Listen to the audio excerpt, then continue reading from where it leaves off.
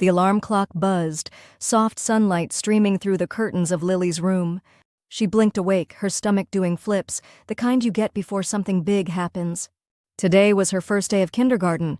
It felt like she'd been waiting forever for this very day.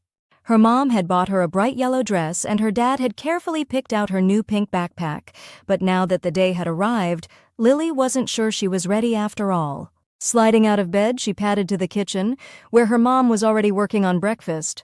"What if nobody likes me?" Lily blurted, her voice small and a little shaky as she climbed into her chair. Her mom sat down beside her, handing her a bowl of oatmeal topped with strawberries. "Sweetheart, everyone worries on their first day. But remember, kindergarten is a place to learn and have fun. You'll meet friends, I promise." Lily wasn't entirely convinced, but she offered her mom a small smile, deciding to focus on the strawberries instead of her nerves. Minutes later, she was dressed and ready. Her backpack seemed far too big on her tiny shoulders as her parents walked her to the car. Every mile closer to school added to the flurry of butterflies in her stomach. Minutes later, she was dressed and ready. Her backpack seemed far too big on her tiny shoulders as her parents walked her to the car. Every mile closer to school added to the flurry of butterflies in her stomach. The school was enormous. At least it looked that way to Lily the moment they pulled into the parking lot. Kids streamed in from all directions, chatting, laughing, and running ahead of parents, while she lingered close to her mom. What if all those children already had friends? What if there wasn't room for her in their games or conversations? "You'll be fine," her mom repeated softly, giving her hand the gentlest of squeezes. And though Lily felt far from fine, she nodded, trying to be brave. The school was enormous. At least it looked that way to Lily the moment they pulled into the parking lot. Kids streamed in from all directions, chatting, laughing, and running ahead of parents while she lingered close to her mom. What if all those children already had friends?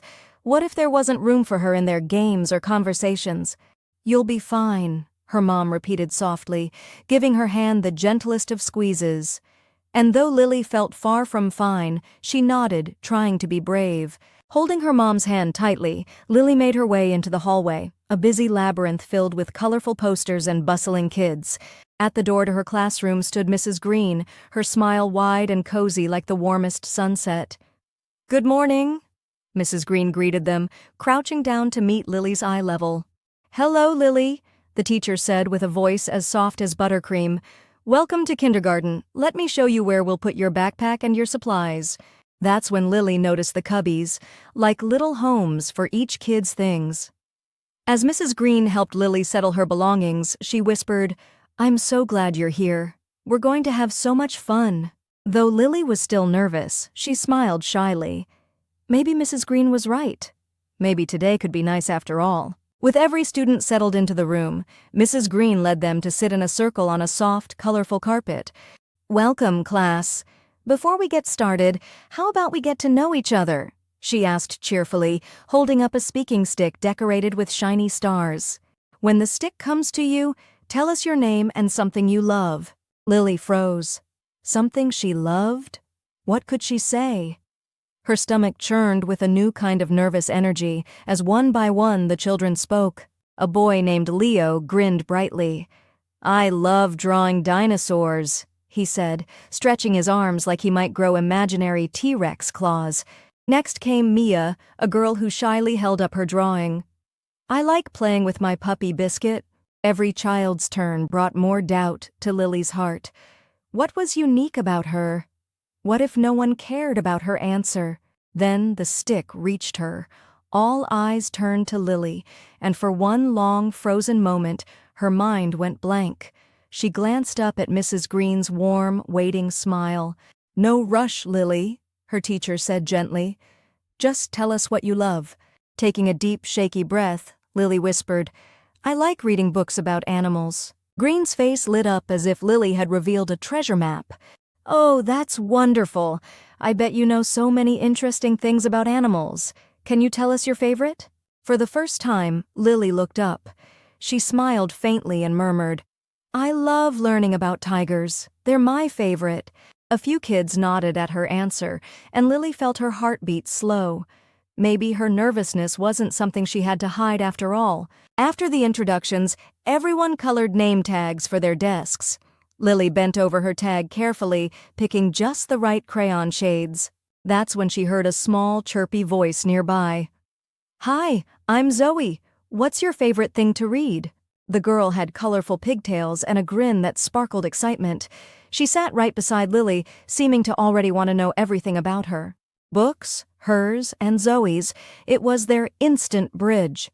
"I love books about elephants and tigers," Lily replied shyly, her voice gaining momentum.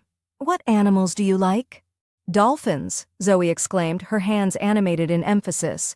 "And kittens. My favorite book is about a kitten who saves a bird from a storm." Their laughter bubbled over as they swapped favorite book titles, including facts they had picked up from their animal stories. Not only was Zoe chatty, she actually seemed interested in everything Lily said. The nervous knots Lily had carried all morning seemed to loosen. When recess arrived, Lily and Zoe rushed out with the other kids. The playground seemed enormous: shiny slides, green swings, and an expansive sandbox. "Let's make something amazing," Zoe declared, grabbing buckets for the sandbox. Soon, the pair had crafted a castle, complete with twig flags waving in imaginary winds.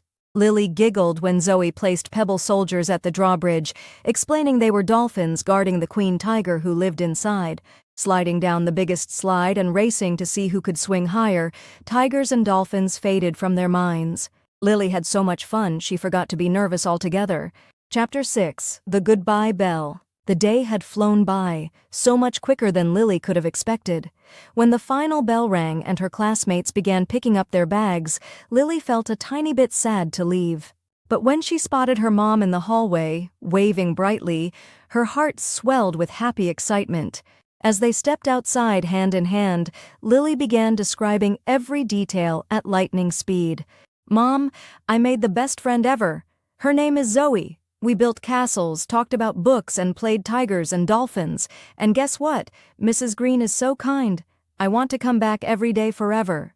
Her mom laughed, pulling Lily into a hug. "See, I told you you'd do great. I'm so proud of you." As Lily walked home, her backpack didn't feel so heavy anymore.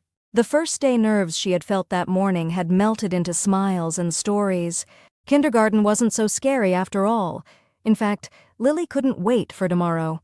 Moral of the story. On her first day of school, Lily learned that being nervous is just part of something new. It doesn't mean the day won't turn out wonderfully. Whether it's discovering friends like Zoe or finding comfort in a kind teacher, new experiences often bring surprises, laughter, and maybe even castles guarded by dolphins and tiger queens. Sometimes you just have to take the first step.